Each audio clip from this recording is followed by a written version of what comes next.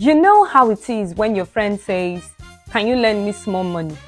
Deep within you, your account is red, but your mouth will still open and say yes.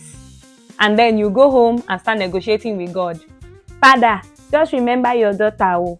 Now he send you."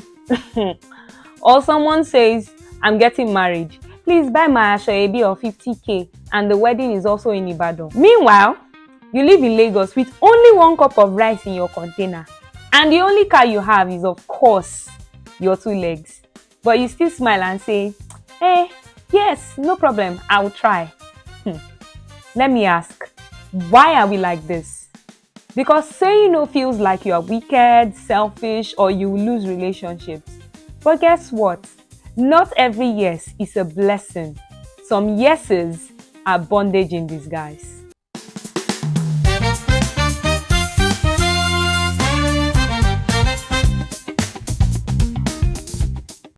Welcome back to Table Talk with Mama J. Today's topic is one that will save your mental health, your wallet, and even your faith. It is called the courage to say no. Let's be honest. Too many of us are suffering from the yes syndrome, and its symptoms include overwork, overspending, and overthinking why you agreed in the first place. But here are some challenges of saying no. And of course, to every challenge, there is a solution. Challenge 1, the fear of disappointing people. You don't want to hurt feelings by saying no, so you end up hurting yourself. But the Bible in Galatians 1:10 says, "Am I trying to win the approval of people or that of God?" This means that people will definitely be fine no matter your decision. So focus on God's approval on the things you do. Challenge 2, the one I call FOMO, the fear of missing out.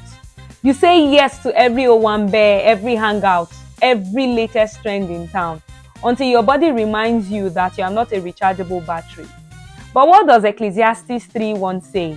To everything, there is a season. Not every invitation is your season.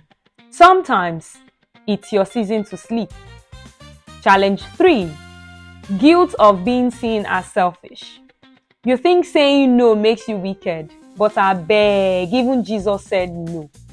When the disciples wanted him to stay longer healing people, he said, "I must move on to the next town," and that's in Mark 1:38. So if Jesus can say no, who are you not to? Challenge 4, the fear of conflict. You don't want wahala, you avoid trouble, forgetting that people will still guilt trip you. So you cannot help me after everything I've done for you. I was there when you had nothing. This is like the most popular of them all.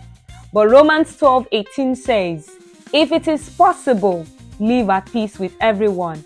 Keyword, if possible. Peace doesn't mean you're a people-pleasing mumu. Don't be like that. Challenge 5, family pressure. I know you know this one. You're very familiar with this one. You hear things like, "You must come home this weekend though. You must contribute this money. You must marry someone this year. I want to see your spouse." Many people actually say yes out of guilt and out of pressure.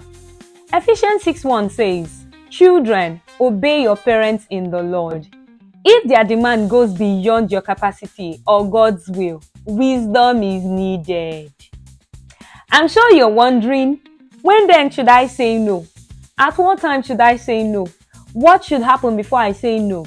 There are times when no is not just wisdom, but survival.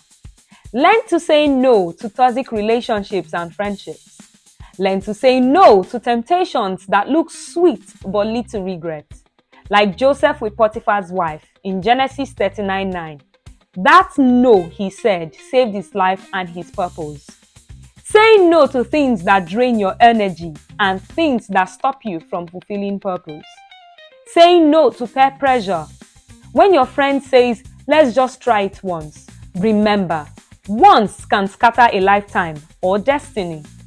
Say no to spending what you don't have, lending out money you cannot afford, or keeping up with trends that don't fit your budget. Your village people are not behind you.